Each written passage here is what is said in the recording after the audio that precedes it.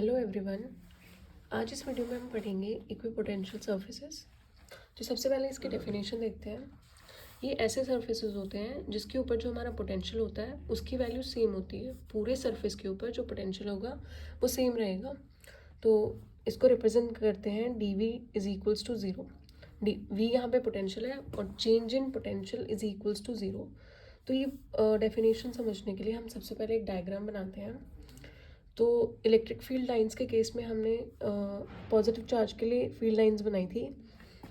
तो हमारे यहाँ पे एक पॉजिटिव चार्ज है और हमने फील्ड लाइंस बनाई थी कि पॉजिटिव चार्ज पॉजिटिव से नेगेटिव की तरफ फील्ड लाइंस बनती है। तो ये पॉजिटिव चार्ज है, इसके लिए जो फील्ड लाइंस की इलेक्ट्रिक फील्ड की डायरेक्शंस होंगी वो बाहर की तरफ होंगी। पॉजिटिव से somewhere a charge lying somewhere at a distance, तो यहाँ पे आउटवर्ड्स होंगी। तो ये आउटवर्ड्स इलेक्ट्रिक फील्ड लाइंस बन गई आउटवर्ड्स पॉजिटिव चार्ज से बाहर की तरफ। तो अब इलेक्ट्रिक इक्विपोटेंशियल सर्फेसेस क्या होते हैं कि यहाँ से हमें डिस्टेंस सेम लेना है। ये पहले फील्ड लाइंस बना ली और इन फील्ड लाइन से हमने जो डिस्टेंस लेना है वो इक्वल लेना है। तो इक्वल लेने के लिए सबसे पहले बना लो, कंप्लीट कर लो। अब क्या होगा कि हमें एक डिस्टेंस लेना है जहाँ से सारी फील्ड लाइंस इक्वल रहें। वैसे ये एक्सटेंड तो बहुत दूर तक कर रही है, इन्फिनिटी तक जा रही है ये, या फिर जहाँ तक हमारा नेगेटिव चार्ज ना मिल जाए वहाँ तक जा रही है ये। लेकिन अगर हमें एक डिस्टेंस लेना हो जहाँ पे ये फील्ड लाइंस सारी इक्वल हुई, तो उसके लिए क्या बनेगा, एक सर्कल बनेगा। क्योंकि एक सर्कल में ही जो हमारा रेडियस होता है वो इक्वल होता है, या डायमीटर होता है वो इक्वल होता है, या डायमीटर इक्वल होते हैं। तो यहाँ पे एक सर्कल बनेगा। तो ये एक बन गया सर्कल। तो यहाँ पे क्या होगा, ये एक इक्विपोटेंशियल सरफेस है। तो इस पॉइंट पे इस पॉइंट पे इस पॉइंट पे हर जगह जो पोटेंशियल की वैल्यू है वो इक्वल होगी। जैसे मान लो ये ए पॉइंट है, ए पॉइंट है तो यहाँ पे पोटेंशियल क्या होगी, वी ए। और ये बी पॉइंट है तो यहाँ पे पोटेंशियल क्या होगी, वी बी। तो मान लो इसकी अगर वैल्यू है 10 वोल्ट, तो यहाँ पे भी जो वैल्यू होगी वो 10 वोल्ट होगी। ठीक है। अब मान लो कि हमने यहाँ पे एक सरफेस ड्रॉ कर दिया, तो है तो ये भी एक इक्विपोटेंशियल सरफेस, लेकिन ये जो यहाँ पे ये पॉइंट होगा जैसे सी पॉइंट है, तो वी ए की वैल्यू वी सी के इक्वल नहीं होगी, ये 10 वोल्ट नहीं होगी। क्यों? क्योंकि ये अलग डिस्टेंस है, ये डिस्टेंस अलग है और ये डिस्टेंस अलग है। तो इसलिए ऐसा क्यों होता है, क्योंकि हमने पढ़ा है वी का formula, V is equals to q 4πε0 और आर। तो इसके अंदर क्या है कि जो चार्ज है वो तो सबके लिए सेम है और ये भी कांस्टेंट है, चार्ज भी कांस्टेंट है सबके लिए। डिस्टेंस सिर्फ आर, वी जो हमारा है वो आर के ऊपर डिपेंड कर रहा है। तो क्या होगा, अगर हमारा वी बड़ा है तो मतलब आर छोटा है, तो यहाँ पे जो डिस्टेंस होगा और यहाँ पे जो डिस्टेंस होगा ये दोनों अलग अलग है ना, तो इसके लिए जो पोटेंशियल होगा वो भी अलग अलग होगा। तो ये वी ए, यहाँ पे वी ए और ये वैल्यू सेम नहीं होगी, इसलिए पोटेंशियल अलग अलग होगा। समझ आया? क्योंकि ये आर के साथ ऐसा है और क्यू तो दोनों चीज़ों के लिए सेम है। तो इसलिए ये जो वी ए वैल्यू है ये वी बी के इक्वल होगी, ना कि वी सी के equal. V A not equal to V C. समझ आया? उसके बाद इक्विपोटेंशियल सर्फेसेस की कुछ प्रॉपर्टीज़ होती हैं और फिर इसके लिए कुछ जैसे हमने फील्ड लाइंस बनाई थी इलेक्ट्रिक फील्ड इंटेंसिटी के केस में, तो इसके लिए भी कुछ फील्ड लाइंस बनती है। तो सबसे पहले इसकी प्रॉपर्टीज़ को डिस्कस करते हैं। तो सबसे पहले प्रॉपर्टी आती है change in potential on equipotential surface is always zero. तो इसका मतलब है D V is equals to zero. ये कैसे समझेंगे, तो हमने ये डायग्राम बनाया है ये वाला। इसके अंदर क्या है, जो हमारा ए पॉइंट है और बी पॉइंट है, इसके अंदर हमने क्या किया है, V A is equals to V B. ये हमने समझा है यहाँ पे कि वी ए की वैल्यू वी बी के इक्वल होगी, क्योंकि ये क्या है, इक्विपोटेंशियल सरफेस है। तो यहाँ पे दोनों सेम होगी। तो अब हमें क्या करना है कि चेंज इन पोटेंशियल क्या होगा, पोटेंशियल डिफरेंस इन दोनों के बीच में क्या होगा, वो होगा डी वी। चेंज आइए, potential difference between A and B, it is d V. तो ये क्या होगा, डिफरेंस होगा V B minus V A, इन दोनों का डिफरेंस होगा, क्योंकि चेंज तो तभी निकलता है ना, डिफरेंस से निकलता है। तो हमने यहाँ पे क्या पढ़ा कि वी ए की वैल्यू वी बी के इक्वल है, तो यहाँ पे हम क्या रख देंगे, वी बी। तो ये क्या पता लगा, ज़ीरो। जो हमारा चेंज है वो ज़ीरो है। Change in potential on potential surface is always zero. तो ये फर्स्ट पॉइंट है।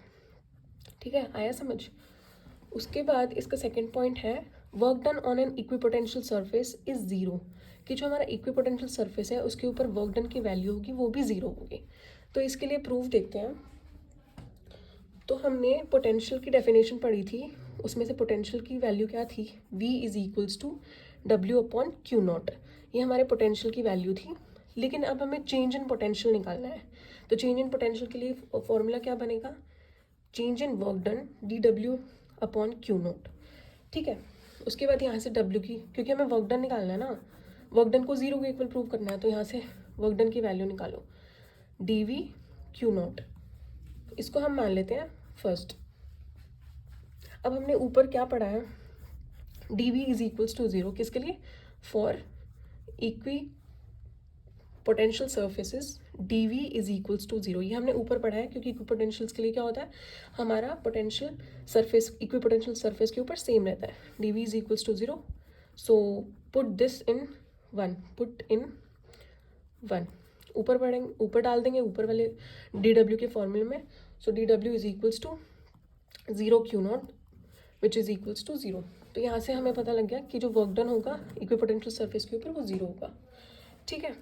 उसके बाद इसकी थर्ड प्रॉपर्टी आती है, two equipotential surfaces can never intersect each other. ऐसा क्यों है, मान लो कि ये दो इक्वी पोटेंशियल सर्फेसेज हैं, वैसे तो ये इंटरसेक्ट नहीं करेंगे, ऐसे रहने चाहिए ये अलग अलग, एक स्फेरिकल सिमेट्री को फॉलो करेंगे ये। मान लो अगर दोनों इंटरसेक्ट कर जाते हैं, ये पोटेंशियल और ये दो इक्वी पोटेंशियल सर्फेसेज इंटरसेक्ट कर गए, ऐसा करेंगे तो क्या होगा, it is because if they do so then at the point of intersection, ये पॉइंट ऑफ इंटरसेक्शन है, ये पॉइंट ऑफ इंटरसेक्शन है, there must be two different values of electric field. यहाँ पे और यहाँ पे दो इलेक्ट्रिक फील्ड की वैल्यूज़ बनेंगी। क्यों बनेंगी, क्योंकि देखो यहाँ पे हमारे इक्विपोटेंशियल सर्फेसेस बन रहे हैं, यहाँ से हमारे इलेक्ट्रिक फील्ड की जो डायरेक्शन है वो स्पेसिफाई हो रही है। यहाँ पे पॉजिटिव चार्ज है तो इसके लिए इलेक्ट्रिक फील्ड की डायरेक्शन बाहर की तरफ है, अगर नेगेटिव होता तो अंदर की तरफ होती। तो यहाँ पे क्या होगा, अगर ये दोनों इंटरसेक्ट करेंगे तो यहाँ पे दो डायरेक्शन बनेगी इलेक्ट्रिक फील्ड की, क्योंकि ये जो हमारी मान लो ऐसे जा रही है लाइन्स, इसके ऊपर टेंजेंट बन गया, इसके ऊपर इस वाली इक्विपोटेंशियल सर्फेस के ऊपर, और इसके ऊपर ये टेंजेंट बन गया। तो यहाँ पे क्या होगा, जब ये इंटरसेक्ट करेंगी फिर एक टेंजेंट इसका बनेगा, एक छोटे वाले सर्कल का, ये वाला टेंजेंट है ये छोटे वाले सर्कल का बना है, और बड़े वाले इक्विपोटेंशियल सर्फेस का टेंजेंट ये बन जाएगा। ठीक है। तो यहाँ पे दो वैल्यू बनेंगी, दो डायरेक्शन हो जाएंगी, एक ये डायरेक्शन हो जाएगी, एक ये डायरेक्शन हो जाएगी।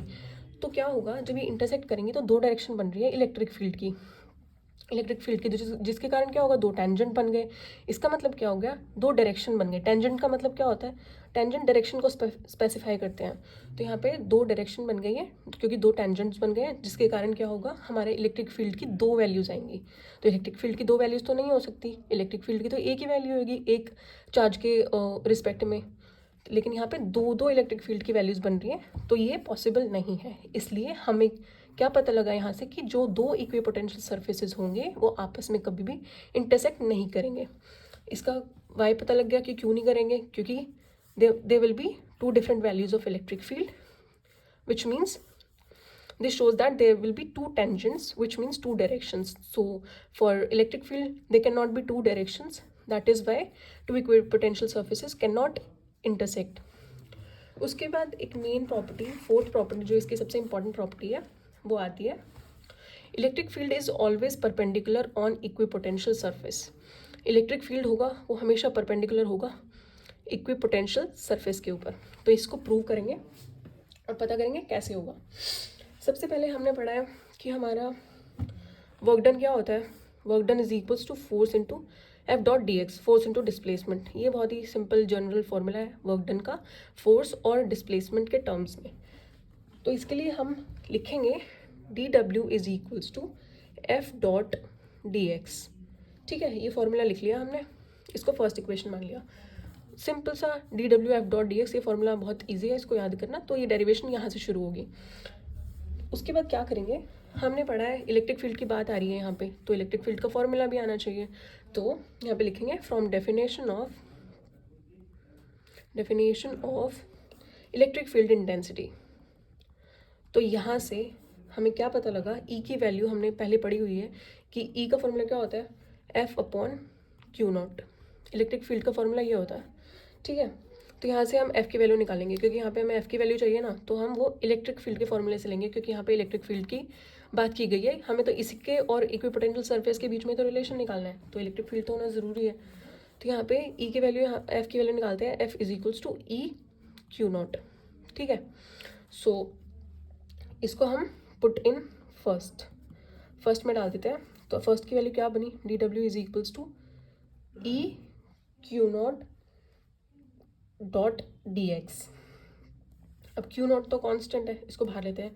क्यू नॉट क्या है, यहाँ पे टेस्ट पॉजिटिव चार्ज है, क्यू नॉट को बाहर लेते हैं, ई डॉट डी एक्स, ठीक है। अब डॉट प्रोडक्ट होता है, dot product E dot D x है। डॉट प्रोडक्ट में क्या होता है, डॉट इसको खोल के लिखेंगे तो क्या आएगा, ई डी एक्स कॉस थीटा, क्योंकि डॉट में क्या आता है, कॉस थीटा आता है, और क्रॉस में क्या आता है, साइन थीटा आता है। तो इसको खोल के लिख लेते हैं, D W is equals to Q naught E D X cos theta.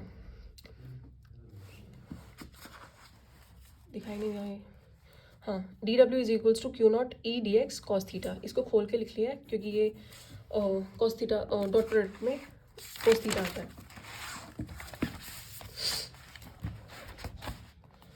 उसके बाद क्या है, जो हमने यहाँ पे थीटा निकाला है, जो यहाँ पे थीटा है वो क्या है, थीटा यहाँ पे है, एंगल है ये, थीटा इज द एंगल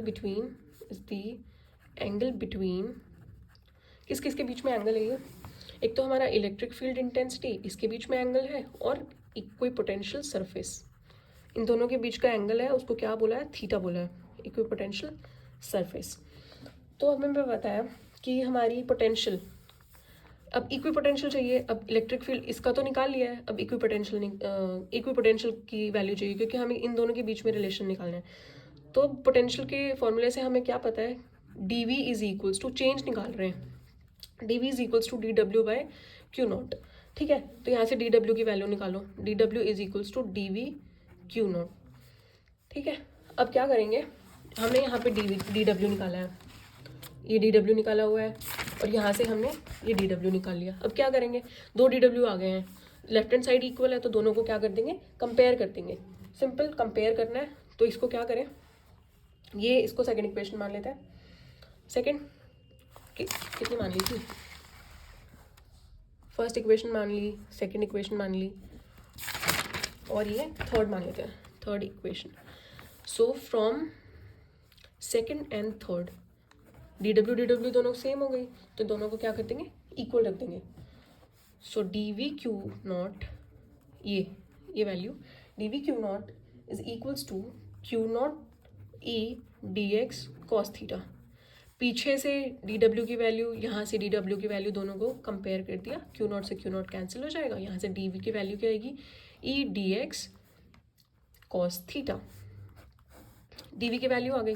अब डी वी यहाँ पे क्या है, इक्विपोटेंशियल सरफेस, और इक्विपोटेंशियल सरफेस की वैल्यू क्या होती है, चेंज होता है, चेंज की वैल्यू क्या होती है, जीरो। क्यों भाई, पहली प्रॉपर्टी याद करो, पहली property, change in potential on equipotential surface is always zero. तो डी हम, ये डेल्टा है, डी है, ये चेंज के लिए होता है, इसका सिंबल चेंज के लिए होता है, चेंज के लिए मेनली ये डेल्टा यूज़ करते हैं, डी यूज़ करते हैं, ये चीज़ें चेंज के लिए होती हैं, ये तीन सिंबल चेंज को रिप्रेजेंट करते हैं।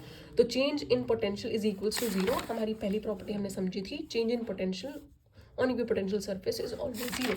सो D V is equals to, यहाँ से डी वी की वैल्यू आ गई जीरो, ऊपर डाल दो।